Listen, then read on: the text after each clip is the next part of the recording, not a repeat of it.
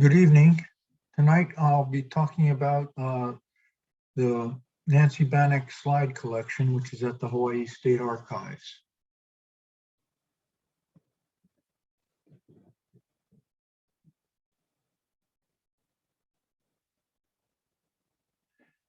Here's a picture of Nancy that was taken in 1979. It's at the time when she had just published her book on Honolulu. I suspect the man standing next to her is George Cottrell, who was the photographer for the book.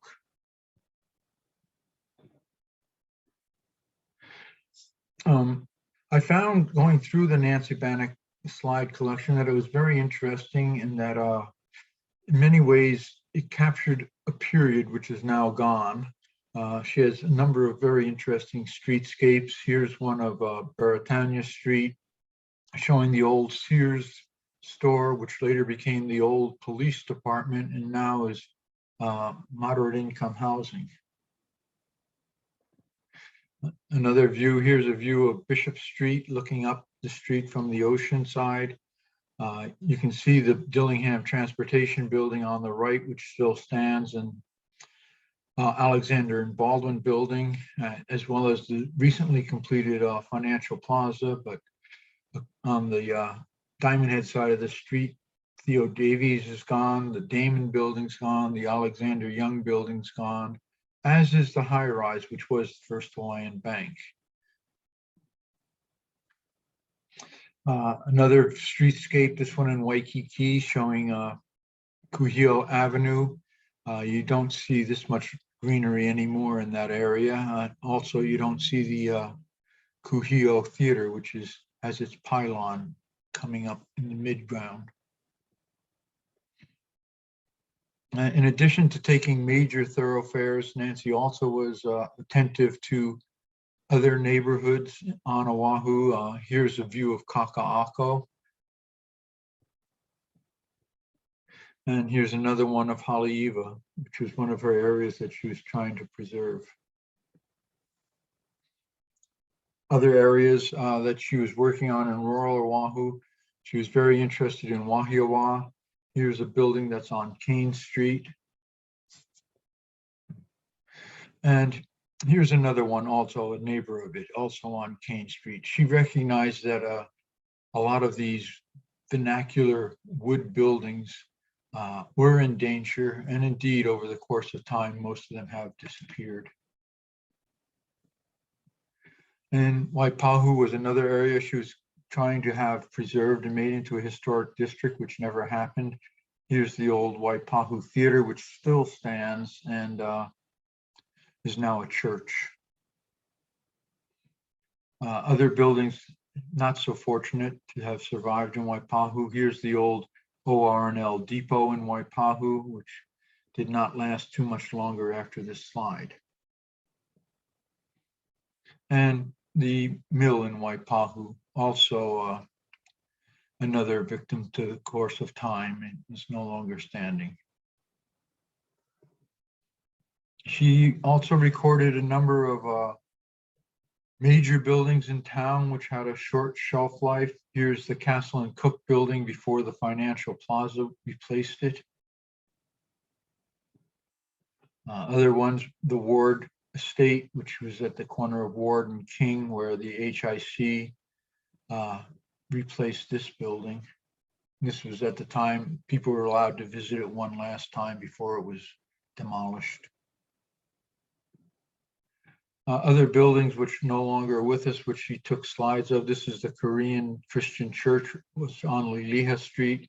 This building unfortunately had a sinking foundation and they couldn't stabilize the building, so they ended up removing it. They replaced the front, which was a copy of a gate in Korea, with a second copy, but it doesn't have the same craftsmanship as the old. Other buildings which no longer exist. This is the Christian church in Hanapepe. This got blown off its foundation during Iniki, and the congregation decided to build a new church. Others, she also was very aware of the few Queen Anne style buildings that were left around Honolulu houses. This is the old Alexander House, which stood in Waikiki. And also in Waikiki above the freeway, this is the Davies Dole House, which also was finally demolished.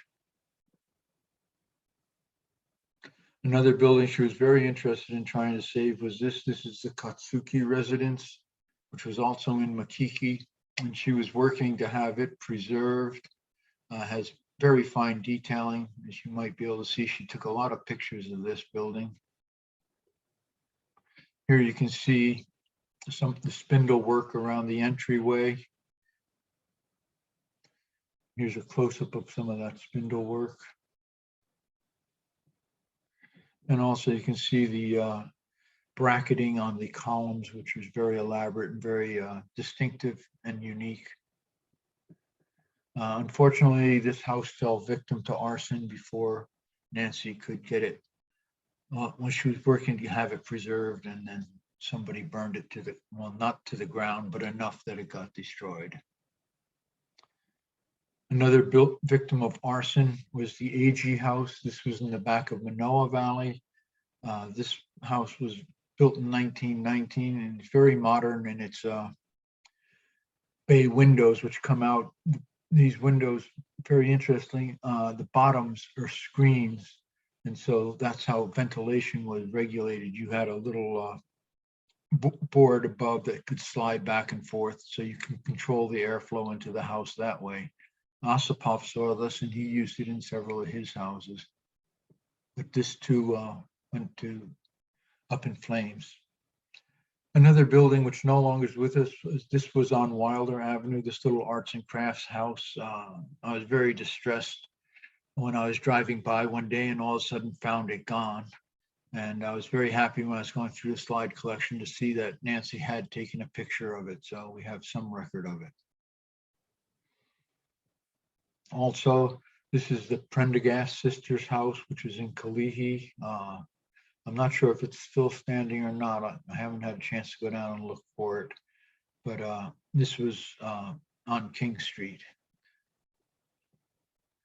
Further down King Street, she got this. She didn't know at the time, but the Prendergast sisters also own these two buildings. It was a rental property for them.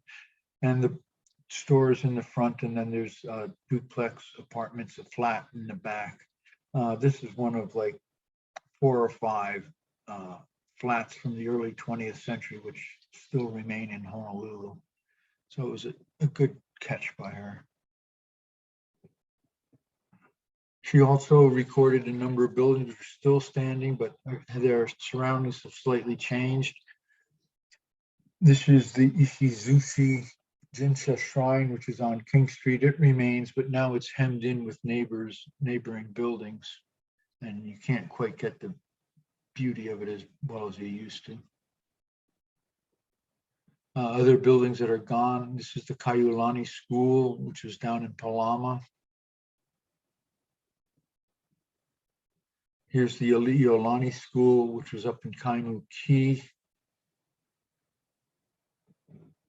And she also did a number of wood commercial buildings that were scattered around Honolulu, which are getting harder and harder to find. This one was on McCulley Street. Here's another one, the Exquisite Grocery, which was on School Street. And here's one on King Street next to the Palama Theater. And this store and boarding house has been replaced with an apartment building.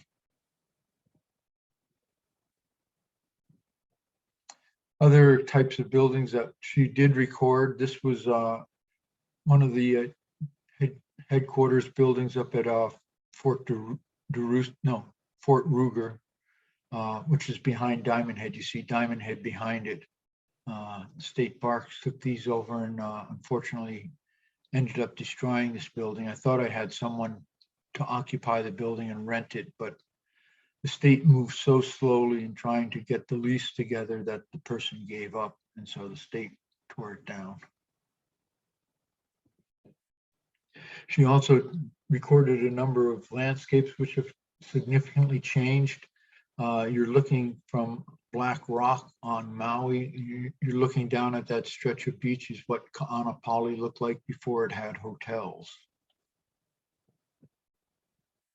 Another beach, this is Fleming Beach, also on Maui, and now Kapalua Bay has its, well, I don't know if they tore down the hotel. I don't know if they rebuilt it, and a number of townhouses now on this.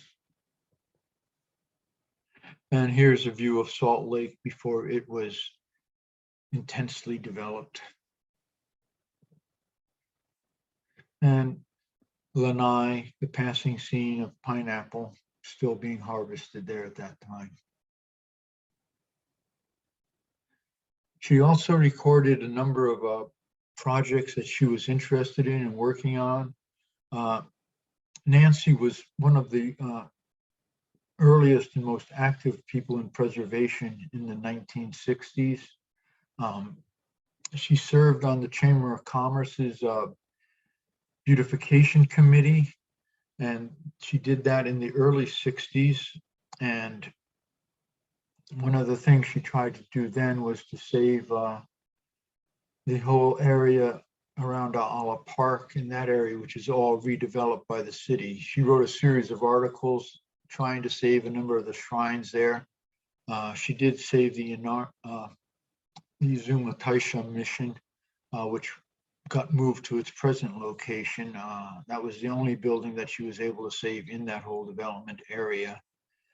And I was surprised I didn't find any slides of that in the collection, but they haven't, when I was looking at this collection, they hadn't finished cleaning up and digitizing all the slides. After she was working on the Chamber of Commerce committee, she was appointed to, Mayor Blaisdell had a beautification council, and she was appointed to that council. Alfred Price had started that program, and the mayor went along with it. And she again was able to have a separate historic buildings task force formed. And this is at a time before the federal law had passed. This is at a time when there was no state historic preservation division. There was no Historic Hawaii Foundation. And so Nancy, as a volunteer on this historic buildings task force, was actually going around and providing people with preservation advice. In Hau'ula, people in the Lanakila Church were very interested in restoring their building. They already had the old church on the property, which was in ruins, but they also wanted to preserve this 1920s building. And Nancy and members of the task force, which was made up primarily of historians and architects and other people interested in old buildings, went out and provided the congregation with advice. So she had photographs of that project that she worked on. She also had photos of La Pietra, which was another project. In 1967, a developer was going to build townhouses here. And part of the project was calling for the demolition of the old Dillingham Mansion. And again, Nancy started a publicity campaign in the newspaper. She wrote to the legislatures and tried to have money appropriated so this could be purchased as the governor's residence possibly in the future, and brought enough publicity in to the project. And she got the building was owned by Punahou School at that time, and she even had this Punahou students write a petition to the trustees of the school saying we need to save this building. And lo and behold, within a year of that campaign, it became La Pietra School for Girls, and the townhouse project was scaled down. Here's Aloha Tower, which was another project she was interested in 1967. The Department of Transportation was interested in more intensely developing this site and putting a high-rise next to the tower. She was able to convince them that this was not a good idea. I found this article in the Honolulu Advertiser, which in 1966 introduced the public to the Historic Buildings Task Force. And it started out by saying one of the quieter aspects of the city's beautification program involves preserving ugliness. The Historic Buildings Task Force is a part of the Mayor's Action for Beautification Council. Its job is to help determine which buildings on Oahu are worth saving as historically or architecturally significant. Not all such buildings are ugly, of course. Some are elegant old structures with a beauty and dignity that is ageless. But there are many buildings in Honolulu and on rural Oahu that deserve to be saved because they have cultural charm or retain the spirit of an era in Hawaii's history. Man will never build such structures again, and that in some cases is the reason for saving them. And so it shows this Buildings Task Force was the first to actually try to systematically look at what buildings should be preserved in Hawaii. And as you see, this is May 1966. It's a year before the Historic Preservation Act is passed. And she was trying very much at this time already to be organizing and to start making people be aware that this heritage is passing and needs to be looked at, and the best examples should be saved. To that end, she worked, again, one of the buildings that probably be classified by the advertiser as ugly. This was a boarding house down in Kaka'ako on Halekauila Street. It was demolished.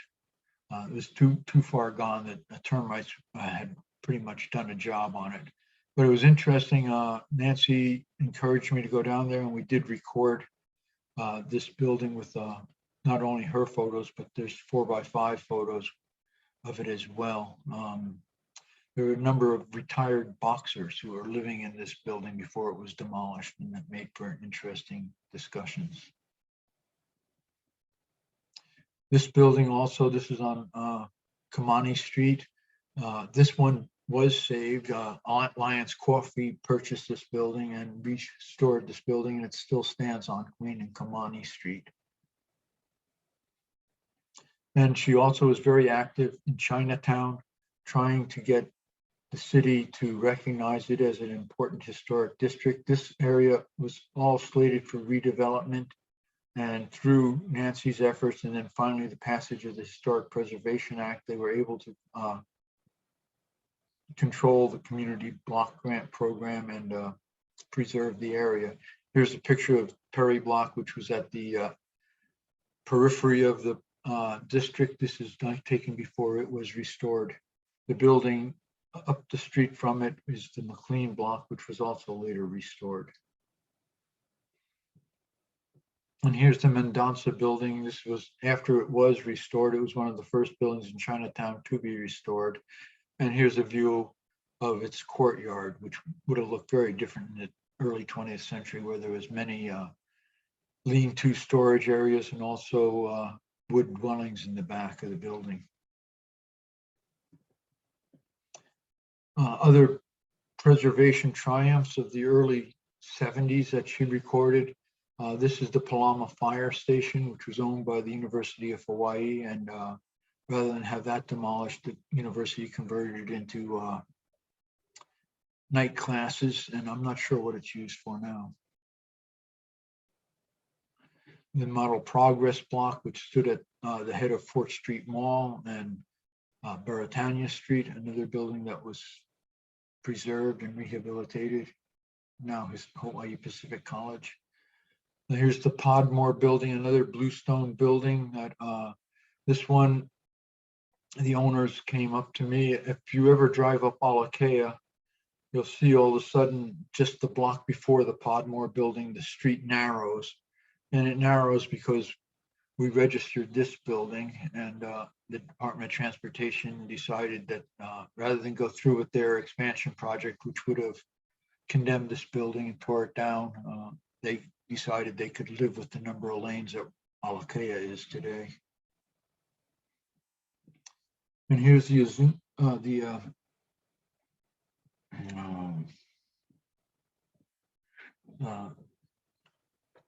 what is the name of this building? The Jinshaw Mission. This was on King Street also. And It was going to be torn down as well because the property owners wanted to make better use of the land. And they started a campaign to help save me. And eventually they were able to move the building and relocate it out to Waipahu Cultural Garden Park. And it stands out there today as an example of a Japanese shrine. Other times she recorded some preservation defeats. Here, the Alexander Young Hotel. She captured several images of it on its way down. Here you see all the stonework in that building came from California. It was all Calusa sandstone. And so it was removed, and the building that took its place was the same square footage as it, only a high rise. Not only did she do historic buildings and streetscapes, she also captured other new changes in the area. I like this picture very much. It shows Hilton Hawaiian Village at its inception. You can just see the Hilton Hawaiian domes peeking out of the palm tree grove. And in the background is the Rainbow Tower before the rainbow was applied to it. And then she has a picture later showing it with the rainbow mural on it. Other buildings she caught, this was the Sheridan Maui Hotel, the first mainland hotel chain to build a hotel on the neighbor islands. And this was built up at Black Rock at Ka'anapali. The picture before we saw Ka'anapali, building was built on that hill there where Nancy took the picture. This was known as the hotel. It was built upside down because you drove, the entry driveway went to the top of Black Rock, and you checked in on the top floor, and then you took an elevator down to your hotel room. The building still stands, but it's not in good shape.